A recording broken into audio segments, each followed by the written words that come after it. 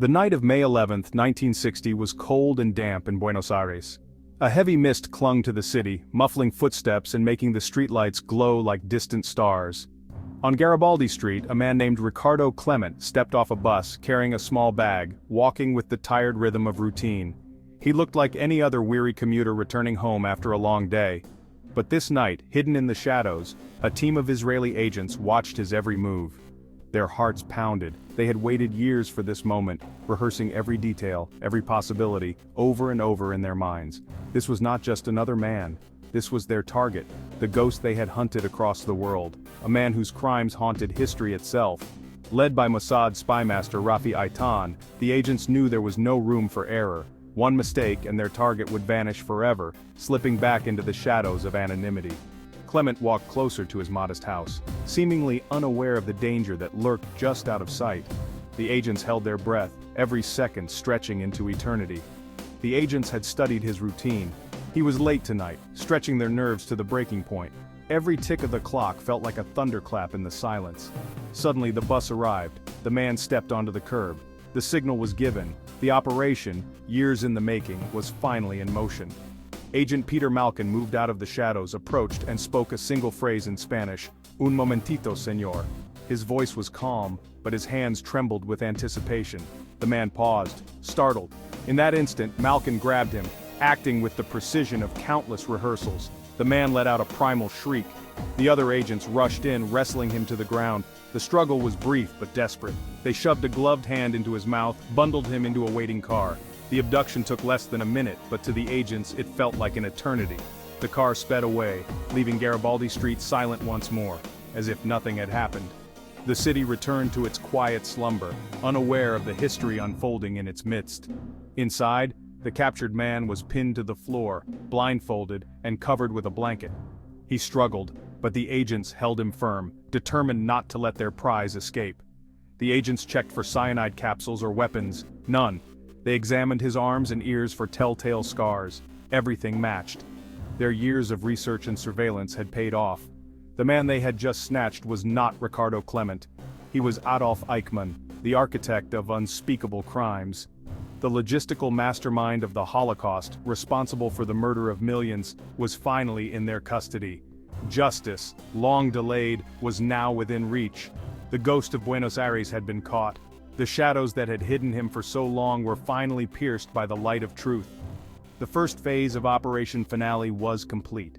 But for the agents and for history, the story was only just beginning. Who was Adolf Eichmann? He was not a crazed killer but a bureaucrat, a desk manager who organized genocide with chilling efficiency. As head of the Gestapo's Department for Jewish Affairs, he made the trains run on time, the trains that carried millions to their deaths. Eichmann's power was in paperwork. He treated human lives as numbers, priding himself on solving the problem of extermination. He chaired the Wannsee Conference, coordinated deportations, and visited death camps to ensure the process ran smoothly. Even as the war turned, he accelerated the killings, declaring he would leap into his grave laughing, knowing he had millions of deaths on his conscience. After the war, while other top Nazis were captured or killed, Eichmann vanished, a ghost who escaped justice.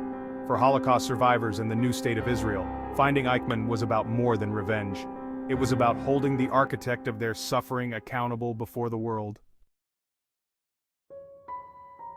As the Third Reich crumbled in the final days of World War II, Adolf Eichmann became one of the world's most hunted men, his name synonymous with the horrors of the Holocaust. Captured by American forces, Eichmann cleverly concealed his identity by adopting the alias Otto Eichmann. In 1946, he managed a daring escape from a U.S. work camp, vanishing into the chaos of post-war Europe. For several years he hid in Germany, moving from town to town, working odd jobs and always looking over his shoulder, constantly one step ahead of Nazi hunters and international authorities. His eventual escape to South America was orchestrated by a secretive network of sympathizers, known as the Rat Line, run by clergymen and former Nazis who helped fugitives flee Europe. In 1950, using a Red Cross passport under the false name Ricardo Clement, Eichmann boarded a ship bound for Argentina, a country that had become a haven for many former Nazis seeking refuge. In Argentina, Eichmann lived a modest life, working as a mechanic and later as a foreman in a local factory, blending in seamlessly as just another immigrant among thousands. By 1952, he had managed to bring his wife and sons to Buenos Aires, and together they lived quietly under the Clement name, building a new life far from Europe. For nearly a decade, Eichmann lived in obscurity, convinced that he had finally escaped justice and that his past would never catch up with him. But he made a critical mistake, allowing his sons to use their real last name, Eichmann, in certain social circles, a careless slip that would not go unnoticed. That small crack in his carefully constructed new identity would ultimately lead to his exposure and, eventually, his dramatic downfall. The discovery of Eichmann was not a result of a brilliant intelligence breakthrough but a chance encounter and the persistence of one blind man. In the late 1950s, Sylvia Hermann, a young Argentinian woman, dated Klaus, who boasted about his father's Nazi past. Sylvia, disturbed, told her father, Lothar Hermann, a German Jew who had fled to Argentina after surviving Dachau. When Sylvia mentioned the name Eichmann, Lothar's suspicions were aroused. He asked Sylvia to learn the father's first name. She found it was Ricardo Clement, not Adolf. Still suspicious, Lothar wrote to Fritz Bauer, Attorney General in Hesse, Germany, sharing the connection between Eichmann and Clement. Bauer, wary of leaks, bypassed German authorities and contacted Mossad directly. In 1957, he passed the tip to Mossad chief Isser Harel. At first, the Israelis were skeptical, but Bauer's credibility and Hermann's persistence were compelling. The ghost of Buenos Aires now had a name and a potential address. The hunt was about to begin. The information from Fritz Bauer landed on Mossad chief Isser Harel's desk like a thunderbolt. For Israel, capturing Eichmann was about justice for the 6 million Jews who had no graves, and about showing the world that the Jewish people could defend themselves. Prime Minister Ben-Gurion insisted on a public trial in Jerusalem to educate the world about the Holocaust. Operation Finale was a massive risk. Kidnapping a foreign national from Argentina could spark an international crisis. The team, many of them Holocaust survivors, was handpicked for their skills and resolve. Before acting, Mossad had to confirm Ricardo Clement was truly Eichmann. Surveillance in Buenos Aires would provide the proof.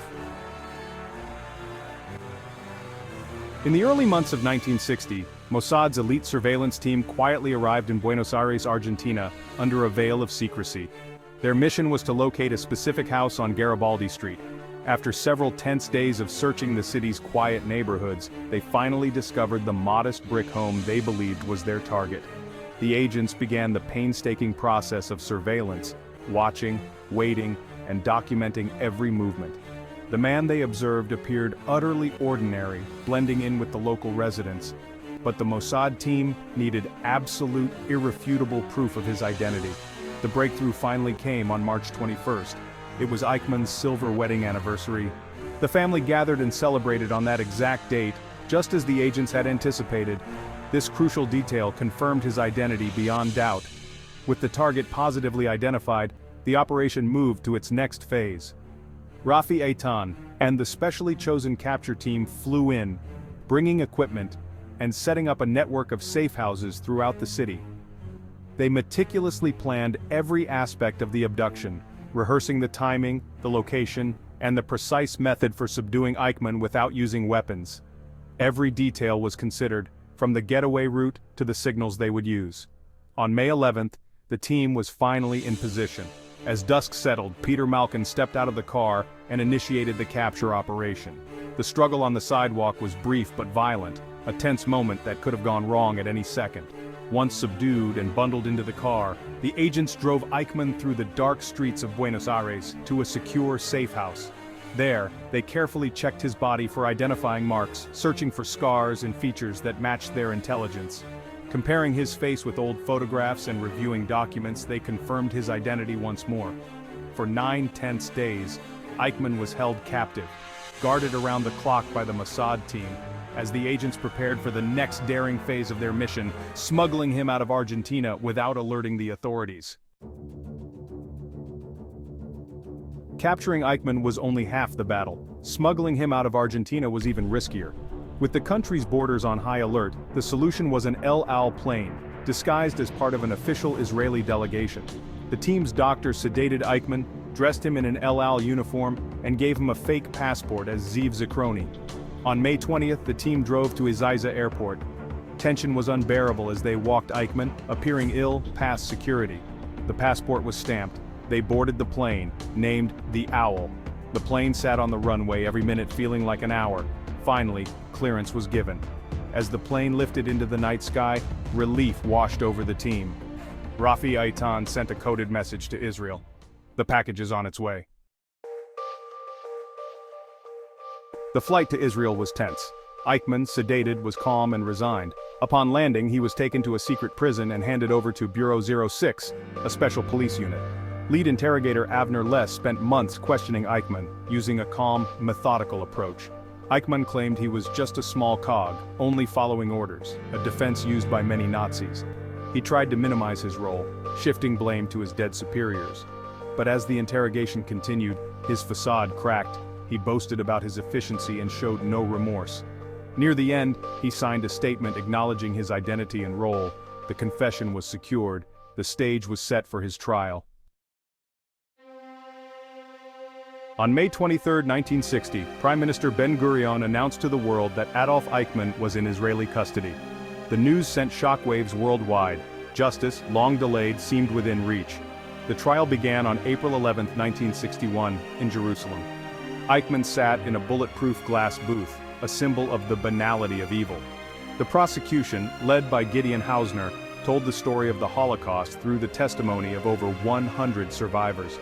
Their harrowing stories transformed the trial, moving the focus from bureaucracy to human suffering. The world listened, captivated and horrified. The trial gave a voice to the victims and seared the memory of the Holocaust into the world's conscience. On December 15, 1961, Eichmann was found guilty on all counts and sentenced to death. His appeal was denied. On May 31, 1962, the sentence was carried out. His ashes were scattered at sea, ensuring he would have no grave. The operation and the trial had reached its conclusion, but the legacy was just beginning.